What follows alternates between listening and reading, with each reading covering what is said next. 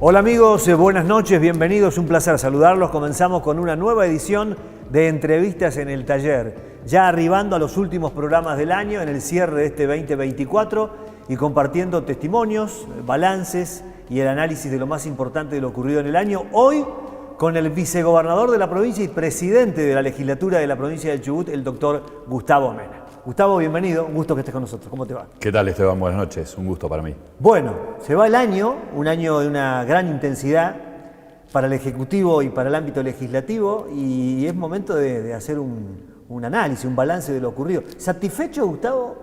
Primero en el terreno político, después vamos a hablar de la legislatura.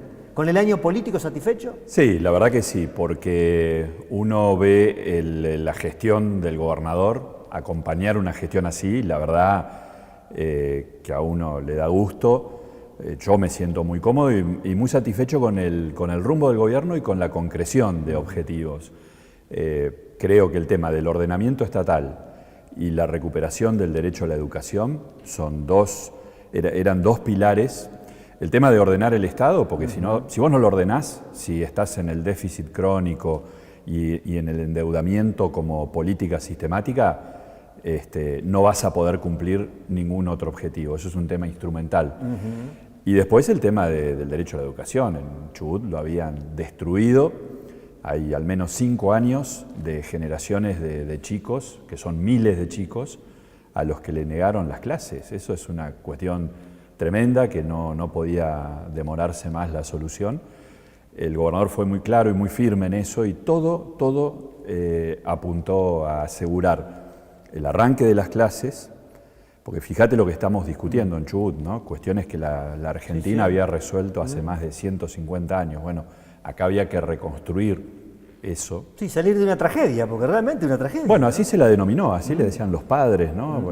Padres organizados que reclamaban por este derecho. Y después asegurar la continuidad. Y es algo que se logró. No solo se logró, sino que además se batió el récord, digamos, de días de clases de los últimos 25 años.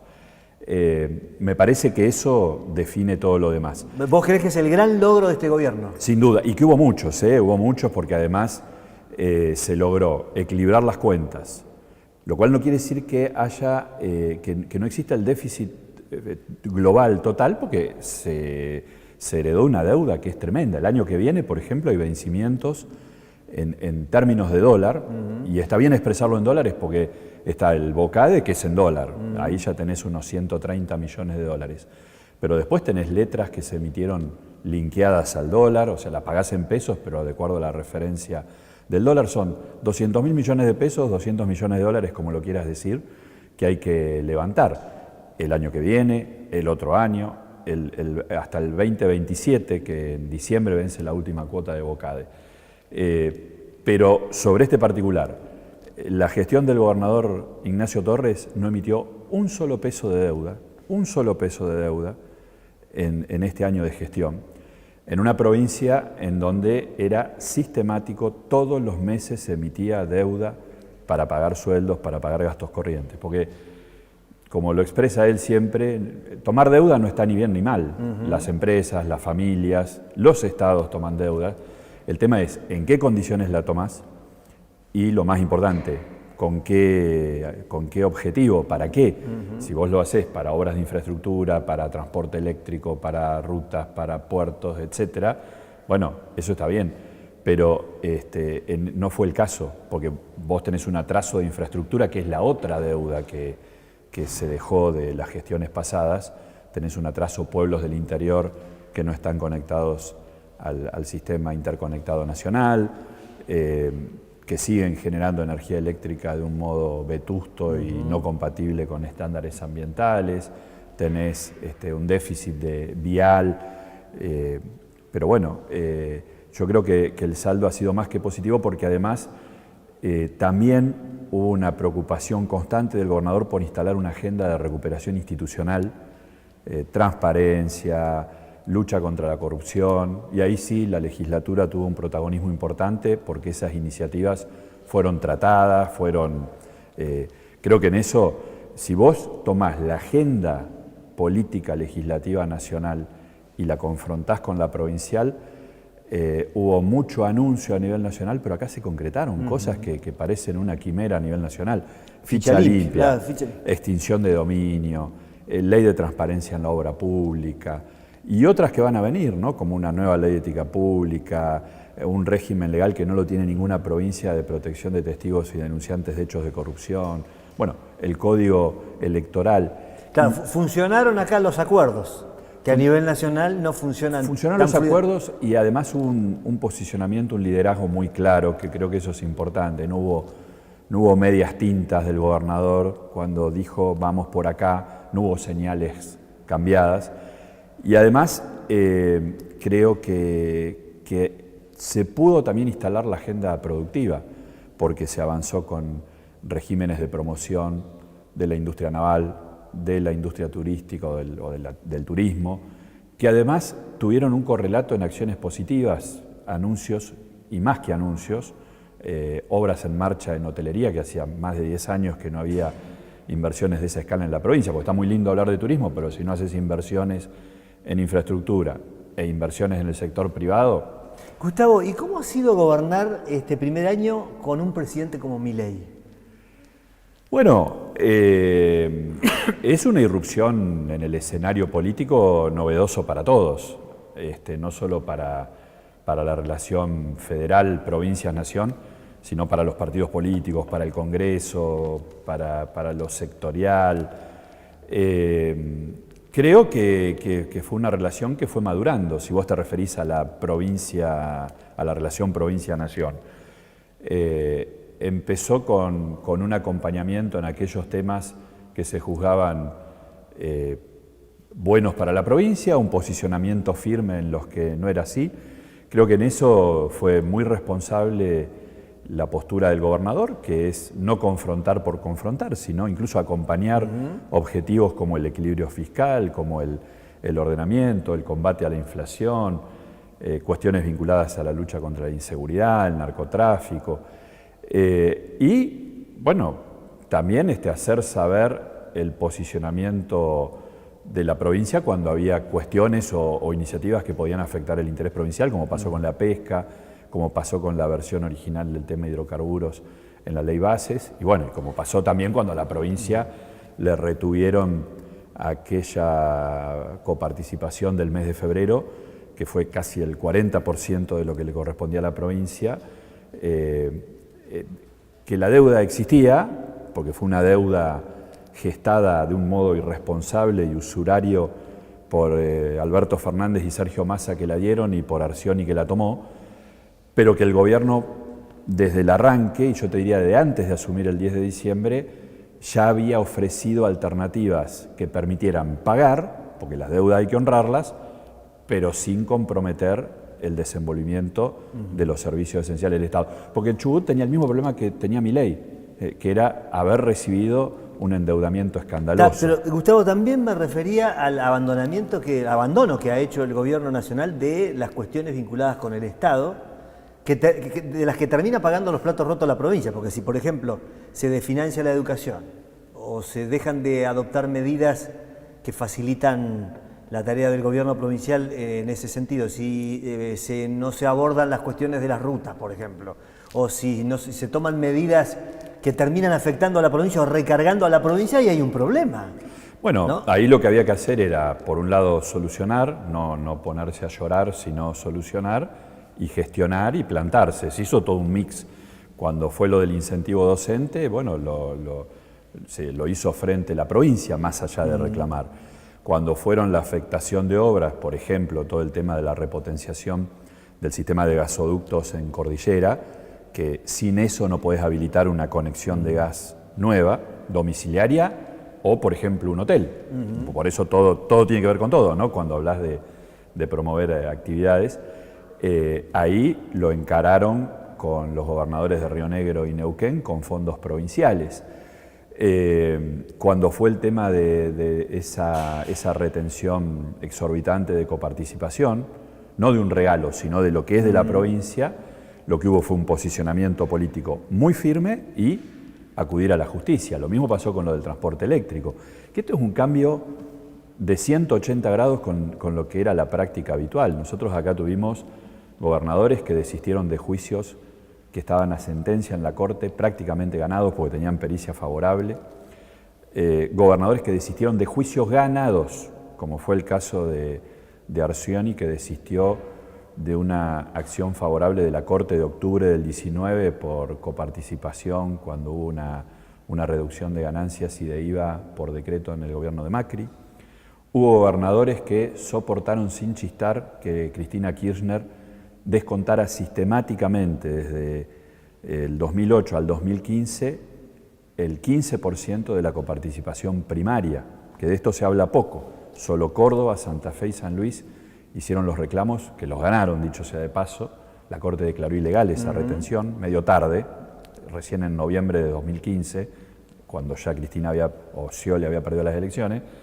Pero me parece que esto de plantarse, litigar y obtener un fallo favorable que permitió una renegociación de esa deuda, digo también para dimensionar. Yo te decía recién, el año que viene hay vencimientos por 200.000 millones de pesos o 200 millones de dólares de deuda que nos dejaron. La deuda del Fondo Fiduciario para el Desarrollo Provincial al día de hoy acumulaba 220.000 millones de pesos. ¿Sabés cuándo vencía? Ahora en febrero del 25, porque ahí se extingue, caduca ese fondo fiduciario.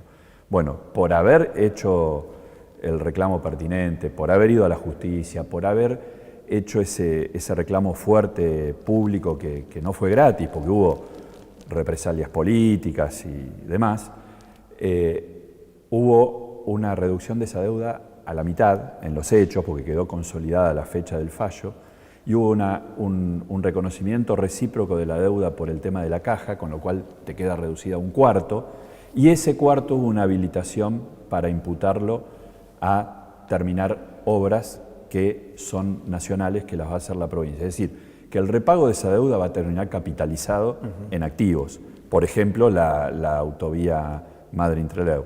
Así que, respondiendo a tu pregunta original, ¿cómo no estar conformes, si bien falta muchísimo y siempre hay cosas por hacer y mejorar, pero cómo no estar conforme con el balance de la gestión del gobierno de Nacho de este primer año? ¿El del 2025 va a ser el año del hidrógeno verde, Gustavo? Bueno, ojalá. Nosotros, ese tema yo me acuerdo, presenté el primer proyecto de ley de promoción del hidrógeno verde, luego también recuerdo acompañó Nacho, que en ese momento era diputado nacional, cuando asumió en el 19, se generó todo ahí, algunos nos miraban como diciendo de qué están hablando, y la verdad que bueno, se generó una conciencia, se generó una plataforma integrada por universidades, cámaras, gente vinculada al sector, que dio lugar a su vez a una ley mejorada y a otra ley todavía más evolucionada que hoy la encarnan Edith Terencia en el Senado, Ana Clara Romero en diputados. Pero bueno, falta la determinación política de tratar esas leyes y eso tiene que venir del gobierno nacional. Claro.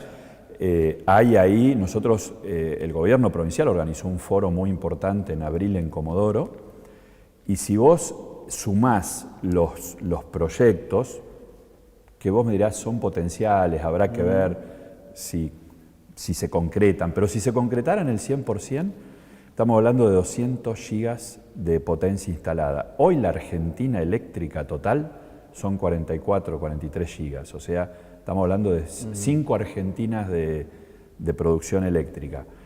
Como te digo, eso no quiere decir que van a ser todos, que van a ser al mismo tiempo, pero supongamos que fuera nada más que el 10% de eso, ya estamos hablando de un potencial enorme, que además para su transporte, para su comercialización en los países que hoy se presentan como los demandantes, los importadores del hidrógeno verde, que son Alemania, Francia, Corea del Sur, necesitas licuarlo in situ, o sea, a diferencia de lo que pasó con la historia del desarrollo petrolero, que se producía acá pero se refinaba en otro lugar, eso podría licuarse y transformarlo en amoníaco para su transporte en barco en el mismo lugar donde se produce. Gustavo, nadie podría oponerse al tema y la verdad que está genial que se esté trabajando pensando en cómo beneficiarnos con este desarrollo.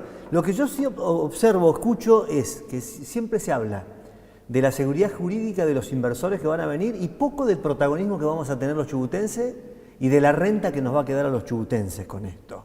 ¿Cuál es tu opinión sobre el tema? No, hay que hablar de todo. El marco legal, que es una condición sine qua non para que estos proyectos prosperen, y además también no solo el marco legal, también el tema del cepo cambiario. Pero bueno, nosotros lo que decimos es tengamos resuelto el tema de la ley para que cuando lo del cepo se corrija o arregle, ya estemos encaminados. Pero justamente tu pregunta, yo lo mencionaba antes, la renta, ¿cuál es la renta? Bueno, la renta es, por un lado, sí, puede ser la renta fiscal, lo que el Estado recauda por impuestos, tasas, pero yo creo que también hay que prestar atención a la renta, si querés llamarle social, de agregación de valor, o de agregado de valor, que es trabajo, es procesamiento. Por eso te hacía mención que esto daría lugar a desarrollo de infraestructura, a que empresas locales tengan ese know-how que después las vuelve competitivas en muchos otros lugares, y esa cadena de valor de transformar el producto en otro para después poder exportarlo por nuestros puertos. Es decir, movés una cadena de valor. Me parece que son esos los temas que hay que discutir de arranque, porque si no ponemos el carro adelante, el caballo atrás, estamos viendo qué renta va a tomar el Estado, pero me parece que hay que ver todo el conjunto, ¿no? Gustavo, hacemos una pausa muy breve, hablamos de la legislatura y un poco de política también, Como estamos con el presidente, dije, estoy con el vicegobernador, con el presidente de la legislatura y con el presidente del radicalismo también. Así que de esas cuestiones también vamos a hablar con Gustavo Mena después de esta breve pausa. SCPL en tu barrio. Desde 2019 recorriendo cada rincón de Comodoro Rivadavia y Radatili. Siempre cerca del usuario. Aprovecha a regularizar tu situación. Realiza trámites comerciales y paga tus facturas a través de nuestra oficina móvil SCPL en tu barrio. Seguí el cronograma en nuestras redes. Nos encontrás como SCPL Coop. En entrevistas en el taller, hoy está Gustavo Mena, presidente de la legislatura. Vamos a hablar ahora de la legislatura. ¿Satisfecho con el año legislativo, Gustavo? Satisfecho porque también ahí logramos que la legislatura esté abierta, que funcione, que no se frustre ninguna sesión, que las sesiones vayan por los andariveles que establece el reglamento. Yo siempre dije antes de asumir esta responsabilidad, uno es como un mecánico de un equipo de Fórmula 1, tenés que dejar el auto listo, que esté en condiciones. Después los protagonistas, como en la Fórmula 1 son los pilotos, en la legislatura son los diputados. Ahí ya la calidad, la intensidad, la cantidad del trabajo legislativo depende de los legisladores, que son los verdaderos protagonistas. Nosotros veníamos de una situación que era inaceptable y no se podía repetir. Argentina tuvo esa secuencia de golpes de Estado desde el 30 hasta el del 76, en donde el poder que siempre se cerró a cal y canto fue el legislativo. El ejecutivo te lo ocupaba un usurpador, desde el golpe del 55 lo mismo la Corte, porque antes en los dos golpes anteriores no habían desplazado a la Corte, pero el que inevitablemente se cerraba era el Congreso, la legislatura y los consejos. No podía ser que el año en que íbamos a cumplir 40 años de la recuperación democrática reeditáramos una vergüenza como fue el desempeño de la legislatura pasada. Eso había que dejarlo muy claro y por eso pusimos todo el foco en esto. Se logró, tuvimos sesiones de todos los tipos que vos lees en los manuales de Derecho Constitucional, preparatorias, ordinarias de prórroga, especiales, extraordinarias. Fueron un total, si no recuerdo mal, de 36 sesiones contra 18 del año pasado. Pero si computás ordinarias contra ordinarias, creo que hubo 29 contra 14, porque hubo una sucesión de sesiones que en el 23 fracasaron sin que nadie explique por qué.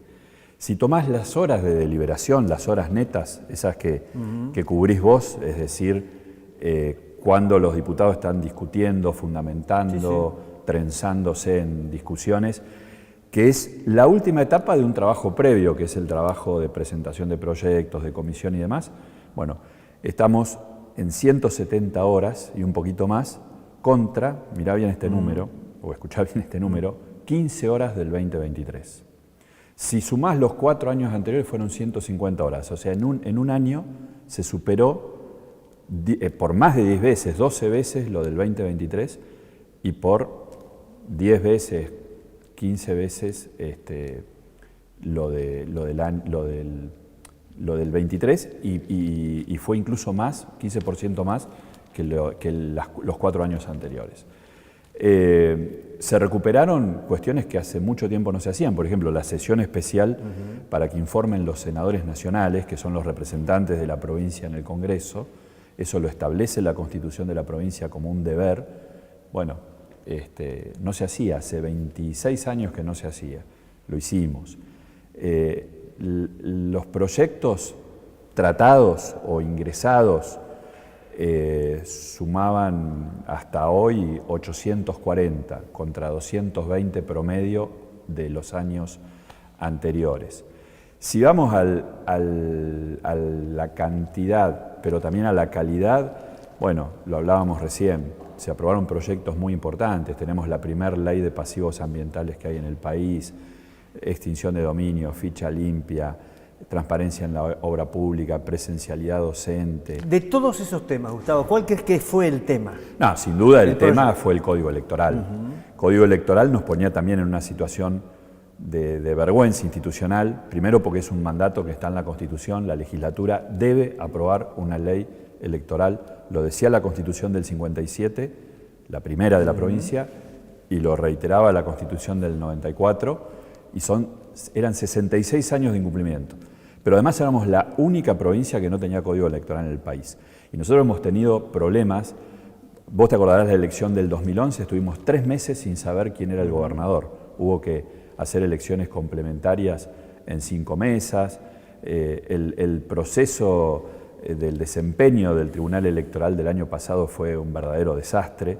No se publicaron padrones provisorios, no se publicaron tardíamente los padrones definitivos.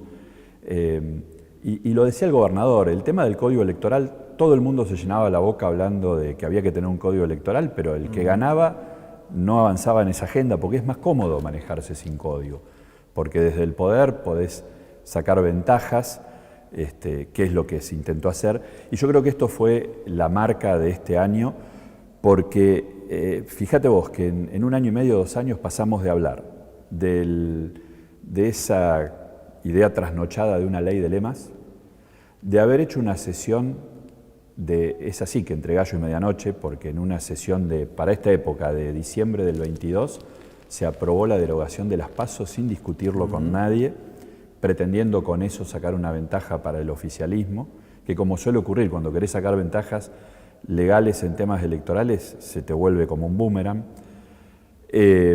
Y pasamos de discutir eso a discutir un código como se debe discutir además, ¿no? Fueron con esta metodología de reuniones informativas de comisión. El gobernador ingresó el proyecto el 3 de julio de este año y a partir de agosto hubo 8 reuniones todos los miércoles, durante 8 miércoles, reuniones en donde estuvo, bueno, organizaciones de la sociedad civil del orden nacional como CIPEC, Poder Ciudadano, RAP, la Red Ser Fiscal, el Movimiento Ciudadano Ficha Limpia. Estuvo el Observatorio Electoral de la Universidad Nacional de Rosario, el Observatorio Electoral de la UBA, participó la Universidad de la Patagonia, la Facultad de Ciencias Jurídicas, la Facultad de Humanidades, intendentes, todos los partidos políticos. Y creo que eso generó también esto de que apareciera la política, ¿no? Los consensos, en el buen sentido de la palabra, permitir escuchar a todos, logró una ley que alcanzó esa mayoría súper agravada que prevé la Constitución, que además está muy bien que la prevea, porque estamos hablando de las reglas de acceso al poder, no puede ser que una mayoría circunstancial haga lo que quiera, y lo logramos, 25 diputados sobre 27, 4 bloques sobre 5, creo que fue, porque además vino con boleta única, o sea, no es cualquier código electoral. Sí. Es un código electoral moderno que implementa además la boleta única. Gustavo, hablando de política y de acuerdos, ¿qué camino va a tomar el radicalismo el año que viene? Ya te lo pregunto como presidente del partido. El radicalismo, más que como presidente del partido, te doy la definición que quedó clara tanto en el plenario del Comité de Provincia como en la Convención Nacional. Provincial. Somos parte de este gobierno. tenemos hombres y mujeres que cumplen responsabilidades muy trascendentes. Hoy hablábamos de educación, el ministro de Educación proviene del radicalismo. Tenemos la responsabilidad en muchos municipios como parte integrante de este frente, pero en 10 de ellos con el intendente que encabeza esos proyectos radical. Así que el rol es este rol. Es decir, de arranque, la alianza con Nacho no se discute. Pero ¿y qué duda puede caber? Bien. Somos parte desde el inicio de esta alianza. Es una alianza además que lleva muchos años, pero en particular en la concreción de haber quebrado 20 años de hegemonía que la llevaron a la provincia a un lugar muy malo, de retroceso institucional, de pérdida de oportunidades de inversión, de destrucción de empleo, digamos, no nos olvidemos el tema de los atrasos en el pago de salarios, de lo que hablábamos de haber aniquilado el derecho a la educación. Y me parece que tiene que estar el foco puesto en esto, ¿no? En esta responsabilidad que es gobernar. Gobernar implica explicar, implica comprometerse, involucrarse para poder hacer ese acompañamiento que pasa fundamentalmente por ser transmisores de lo que son los proyectos del gobierno, los avances del gobierno, dar esa discusión. Gustavo, ¿y una alianza con Milei es posible? Porque he escuchado a radicales que están totalmente en contra y a radicales que lo ven como una posibilidad. Yo creo que hay a veces un empeño por discutir o hablar de cosas que yo creo que hay que estar enfocado en esta responsabilidad de gobierno. Me parece que no podemos estar todo el tiempo hablando de cuestiones electorales. Sí, bueno, yo lo entiendo de los periodistas. Pero en algún momento hay que hablarlo, ¿eh? Bueno, en algún momento se hablarán las cuestiones electorales, pero fíjate que con acierto muchos hablan de que no está bueno esto de votar cada 2 años. Que de hecho en Chubut el diseño institucional, constitucional, son elecciones de cada 4, con alguna excepción como la Carta Orgánica de Sarmiento para los concejales y demás, y está bien que así sea. En el orden nacional tenés un problema, que para corregir eso tenés que reformar la Constitución. Pero me parece que a veces hay gente que se pasa de rosca. Saliste de una elección, todavía no te recuperaste de esto y ya estamos pensando en candidaturas. Yo te entiendo, pero estamos cerca de la elección. Se viene. Y yo te entiendo a vos porque está muy bien que no es una crítica a la pregunta periodística, sino a que a veces estamos discutiendo cosas. Yo creo que nuestra pertenencia clara es a esta alianza, a esta coalición que tiene un sesgo marcadamente provincial, que me parece que eso también es una definición estratégica. No nos perdamos en debates nacionales que hoy me parece que no suman. Tengamos la cabeza puesta en Chubut, que eso es lo importante, y tengamos esa pragmaticidad responsable que es privilegiar las necesidades de Chubut para después generar los posicionamientos nacionales. Me parece que esto es clave. Claro, pero no es lo mismo con Milei o sin Milei. Porque va a marcar, creo yo, claramente el camino que se viene. No te podría hablar de hoy de una alianza de ese tipo porque no está en la consideración, o sea... Pero eso significa que la posibilidad de un partido ya de una alianza decididamente provincial pueda avanzar. Yo insisto en esto, yo no puedo contestar por cosas que no están en la discusión, que no existen. La definición tiene que ser unidos quienes nos propusimos así al electorado en Chubut y en cada uno de los municipios, ampliados, porque además ha habido una ampliación de esta alianza en la gestión, y luego, bueno, las circunstancias harán que se analicen las estrategias electorales, para los cuales yo insisto, falta mucho, más allá. Fíjate que el Gobierno Nacional te plantea una agenda de eliminación de paso, por ejemplo. Entonces, ¿qué resuelva el Congreso en esa materia? ¿Hará que las elecciones sean en agosto o que sean todavía más lejos, en octubre? Así que me parece que hoy es un tema abstracto. Gustavo, cada vez que se habla de una candidatura a legislador nacional, tu nombre aparece, por tu experiencia, por tu protagonismo cuando ocupaste esos lugares. ¿Sos una persona que tiene aspiraciones de volver al Congreso? Yo tengo la aspiración de cumplir bien este cargo, de esta responsabilidad de vicegobernador, de presidir la legislatura. Me parece que vuelvo a lo mismo. Yo no estoy pensando en ninguna cuestión electoral. Tengo la cabeza puesta en esta responsabilidad, en acompañar al gobernador desde este lugar. Y que la verdad es todo un desafío, por esto que te comentaba al principio. ¿Dónde estaba la legislatura? Creo que estamos cerrando un buen año y hay que consolidar ese trabajo. Así que yo estoy muy bien, me siento bien haciendo lo que estoy haciendo. Yo a veces te observo, además entiendo que sos un calificado orador, ¿no? Un orador de los mejores que tiene la provincia, y digo, se debe estar sufriendo mucho no poder hablar en la legislatura, porque una cosa es conducir y estar satisfecho con los logros que se han conseguido desde la conducción, pero para alguien que hace de la oratoria, del verbo, algo tan bien, es decir, es tremendo por un momento no poder hablar, ¿no? Y esa restricción reglamentaria es dura, sí, porque a uno le gustaría. Yo presto atención al debate todo el tiempo, sigo el debate. A mí me gusta mucho el tema parlamentario, la verdad. Y creo que la política, se diga lo que se diga, la política es discurso, no en el sentido de discursos de un atril, es confrontar ideas. Y a mí me encanta confrontar ideas.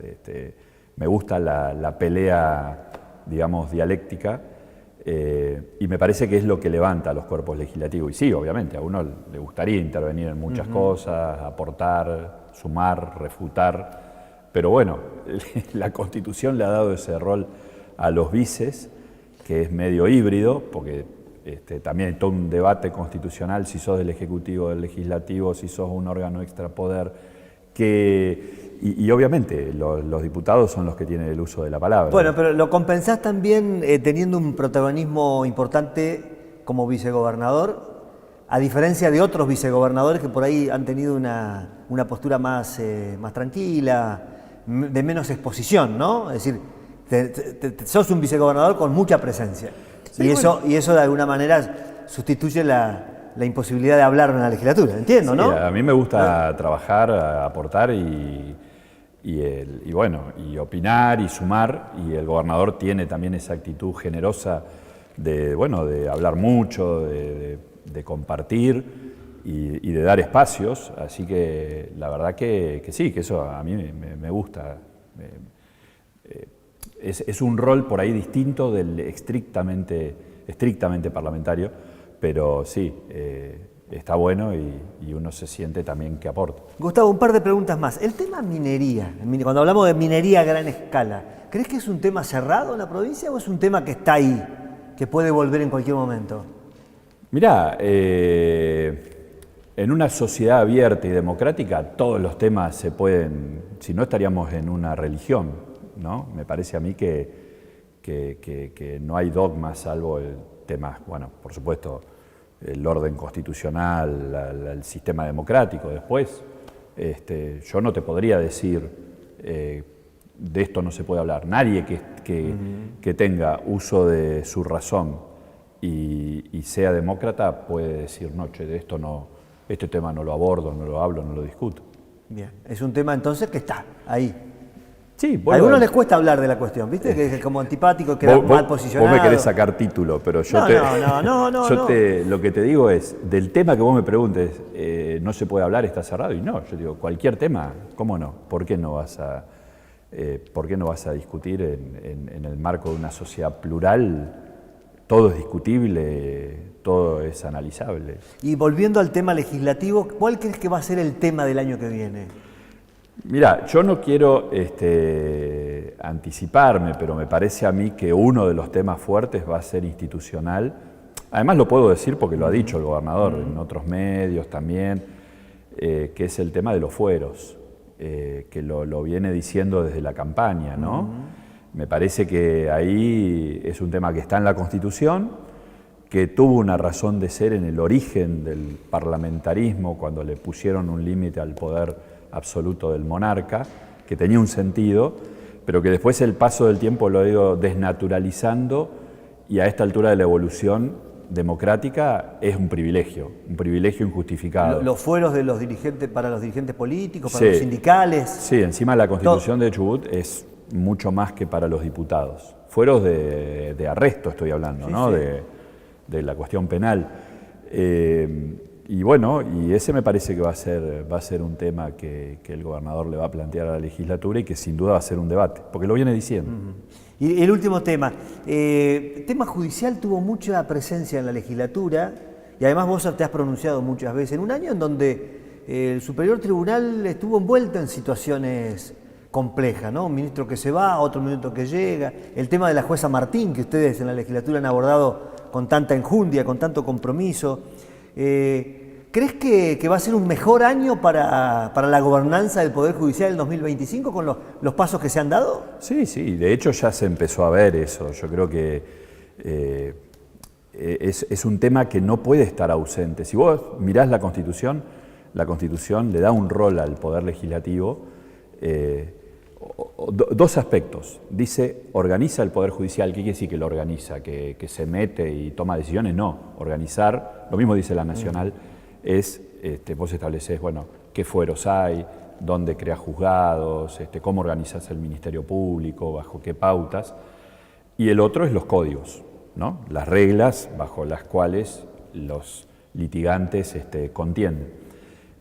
Me parece ahí que había habido, producto de este retiro de la legislatura en los últimos años, muchas cosas que había que corregir y que habrá que seguir corrigiendo. Por ejemplo, esto lo digo como abogado, vos tenés un montón de reglas procesales que se fueron haciendo por acordada, una especie de, digamos, una cosa rara. Reglas buenas muchas de ellas, ¿eh? Hubo toda una situación de reclamos, por ejemplo en Comodoro con el tema del fuero de familia, que se había gestado por acordadas, no por ley. Tenés reglas procesales muy buenas, pero que fueron gestadas por acordada y no por ley.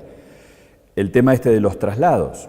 Lo de los traslados yo creo que hizo muy bien la legislatura en expedirse, en meterse, porque ahí se había pasado por alto que el Poder Legislativo, en un diseño de designación de jueces de Chubut que es, creo, el mejor del país, porque no interviene la política.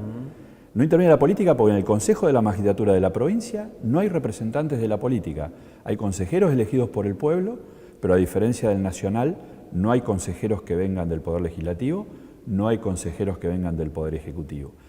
Y la intervención que hace la legislatura es casi de veto, porque vos para poder rechazar el que designa el Consejo necesitas juntar 2/3 de los votos. Y si no lo haces en 30 días, queda convalidado. Ahora, ese sistema impone que pase por legislatura. Ahí alguien se agarró de un artículo que habla de que los traslados los decide el Consejo, pero ese artículo, y lo digo por haber sido parte de esa constituyente, está hecho como garantía para que a un juez no lo trasladen so pretexto de que por una reforma procesal se eliminó el fuero, que fue lo que quiso hacer Alberto en la reforma judicial que no prosperó, por suerte, a nivel nacional. Pero además estaba desvirtuado la igualdad ante la ley. Porque para nombrar un juez tiene que haber una vacante. Entonces, si hay una vacante X y le damos ese cargo a otro juez ya en ejercicio por traslado, me parece que en esa decisión se habían pasado por alto que hay un principio esencial en una democracia, en un Estado de Derecho, que es la igualdad ante la ley. Entonces, si trasladamos un juez a un cargo vacante, le denegamos a cualquier otro abogado o incluso a cualquier otro juez el derecho de concursar por ese cargo, que es la razón de ser del Consejo de la Magistratura. Bueno, estas cosas yo creo que en ese diálogo institucional que tiene que haber entre los poderes se ha ido mejorando notablemente. Vos me preguntabas el año que viene qué temas pendientes puede haber o importantes. Capaz que sea el año de los códigos. Se ha trabajado, pero creo que no como hicimos con el electoral, con actualizar las reglas procesales, no las penales, que esas tienen un código moderno y bueno y adelantado, que recién ahora se está poniendo a nivel federal, pero las reglas procesales, civiles, comerciales, laborales, la provincia no tiene código contencioso administrativo, no tiene normas de procesos constitucionales, amparo, mejor dicho, amparo sí, pero conflictos de poderes y algunas otras cuestiones que tal vez de un modo participativo se podrían abordar. Gustavo, muchas gracias por la visita. Que sea un buen cierre de año y tengamos un buen 2025. Bueno, la provincia y la legislatura, ¿no? Y para ustedes también, y para todo el equipo de Jornada, y además destacar y agradecer personalmente el hecho de tu cobertura de las sesiones, que la verdad también ese era un objetivo, digamos, que la legislatura esté en la conversación pública y que vuelvan los cronistas parlamentarios. La verdad que no es mérito nuestro, es mérito, por supuesto, de los profesionales del periodismo. Pero bueno, si vos hacías sesiones de 15 minutos en donde nadie hablaba y en donde ni siquiera se leían los proyectos de ley, mal podía haber interés de un cronista parlamentario por cubrir una sesión. Me parece que ese rol te lo quería destacar personalmente y además agradecer. No como vicegobernador, sino como ciudadano que le interesan las cuestiones políticas. Bueno, yo disfruto mucho de la sesión. Hay de todo en la legislatura, ¿no? Hay buenos legisladores y otros no tan buenos. Pero lo importante me parece es que la gente sepa que hay una diferencia y que no son todos iguales, ¿no? Y que son están los que marcan la diferencia, los que exponen, y también de los otros, ¿no? Pero me parece que es la única manera de poder contarle a la gente lo que realmente pasa adentro, ¿no? Sí, eso tiene que ver en definitiva, con la transparencia, por eso también publicamos las resoluciones de presidencia, por eso la apuesta también es mejorar este aspecto transmitiendo las reuniones de comisión. Me parece que hay que hacer un espejo de lo que hace el Congreso de la Nación, que más allá de las críticas, si vos analizás la apertura, la transparencia tanto del Senado como de la Cámara de Diputados, no en estas presidencias, sino por lo menos 10 años para atrás, eso es un modelo que nosotros queremos replicar. Buen año, Gustavo, y muchas gracias por la visita. Gracias, un abrazo. El presidente de la legislatura y vicegobernador de la provincia, el doctor Gustavo Mena, estuvo en nuestra casa esta noche. Nos vamos, volvemos la semana que viene, ya parte final, probablemente el último programa ya de este ciclo, en el que vamos a compartir dentro de 7 días. Muchas gracias, muy amables.